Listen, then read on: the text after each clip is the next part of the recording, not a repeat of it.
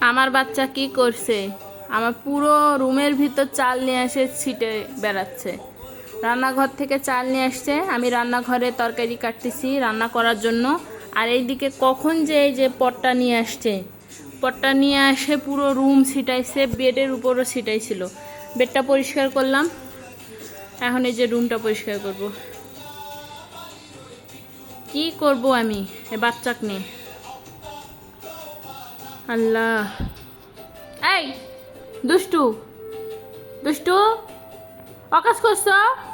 হ্যাঁ, কি করছো তুমি এইগুলা? এই যে দেখেন দেখেন, দুষ্টু কেমন দুষ্টু, চালে পা দেয় কেউ? হ্যাঁ, পচা।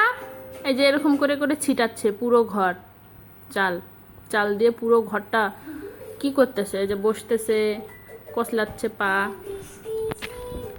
পাগলা করে দিচ্ছে আমাকে।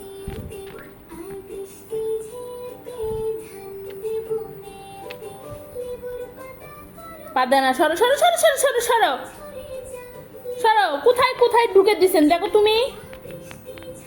হ্যাঁ, আবার মুখেও দেয়, নোংরা আছে, মুখে দেয় না, খাটের ভিতর পর্যন্ত ঢুকে গেছে। ইরফান, ইরফান,